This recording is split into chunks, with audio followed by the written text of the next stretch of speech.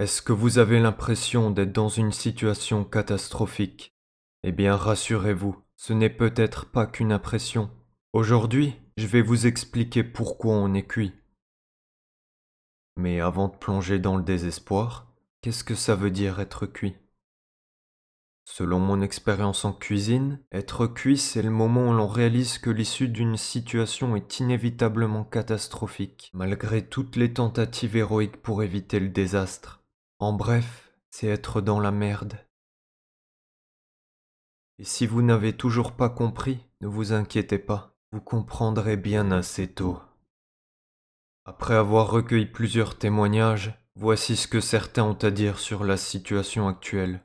C'est difficile de comprendre comment nous en sommes arrivés là. Témoigne un expert anonyme. On a fait des choix. Certains étaient bons, d'autres un peu moins. Témoigne quelqu'un d'autre. Je suis choqué. Je pensais que c'était juste un barbecue géant. Témoigne un gars qui n'avait pas bien compris la situation. Finalement, ce que ces témoignages nous montrent, c'est que personne ne sait vraiment ce qui se passe. Pourtant, les signes avant-coureurs étaient là depuis le début. Mais qui aurait pu se douter qu'il fallait s'en méfier? On pensait que tout allait bien, et effectivement, ce n'était qu'une pensée. Puisqu'en réalité, on était dans la sauce, et on n'avait encore aucune idée de la catastrophe qui nous attendait. Beaucoup de problèmes sont responsables de cette situation. Le premier, c'est la perte de sens. Dans ce monde saturé d'informations et de distractions, il est facile de perdre de vue ce qui compte vraiment.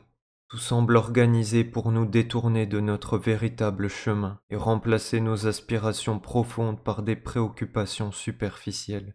Mais à force d'avancer dans la mauvaise direction, notre vie finit par perdre son sens. Le vide intérieur que l'on ressent en est la preuve. Cependant, je ne considère pas la perte de sens comme une mauvaise chose. Au contraire, je pense qu'elle nous montre simplement que nous avons emprunté le mauvais chemin et oublié ce qui nous tenait vraiment à cœur. Le second problème, c'est la technologie omniprésente qui nous déconnecte de la réalité. Troisième problème, les forces obscures. Tapis dans les recoins de nos vies, les forces obscures agissent en silence. Elles ne se montrent jamais au grand jour, mais leur présence n'en reste pas moins perceptible. Quatrième problème, les erreurs du passé.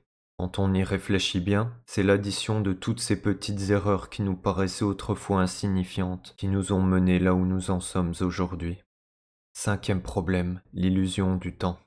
On pense tous qu'on a le temps, jusqu'au jour tragique où l'on se rend compte qu'on faisait fausse route depuis le départ. Sixième problème, l'absence d'une vision claire pour l'avenir. Jusqu'à présent, la stratégie c'était on avance au petit bonheur la chance et on croise les doigts. Malheureusement, les doigts croisés ne suffisent plus. On va aussi devoir serrer les fesses. L'avant-dernier problème, c'est la société.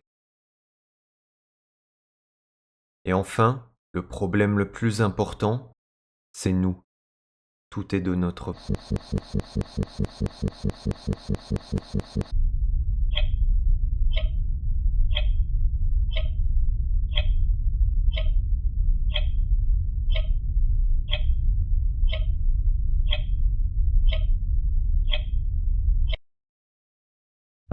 Voici les solutions miracles qui pourraient nous sauver de cette situation catastrophique. Première solution, traiter les problèmes à la racine. Deuxième solution, ignorer les problèmes et attendre qu'ils se règlent d'eux-mêmes. Troisième solution, on verra ça demain, là je suis fatigué.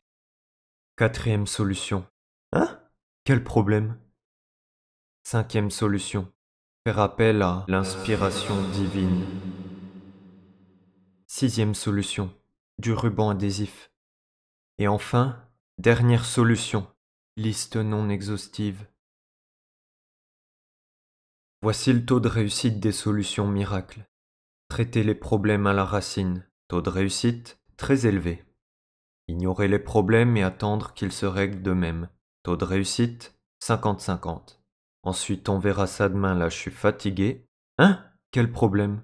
Taux de réussite 100%. Faire appel à l'inspiration divine. Taux de réussite variable selon la foi. Du ruban adhésif Taux de réussite 3M. Et enfin, la dernière solution liste non exhaustive semble présenter un potentiel illimité. L'analyse est claire. Ces solutions ont à peu près un taux de réussite estimé entre 0 et 100%. Conclusion, on est cuit. Mais même si on est cuit, on ne peut pas se permettre d'abandonner pour autant, car on est les seuls à pouvoir changer cette situation. Personne d'autre ne peut le faire à notre place.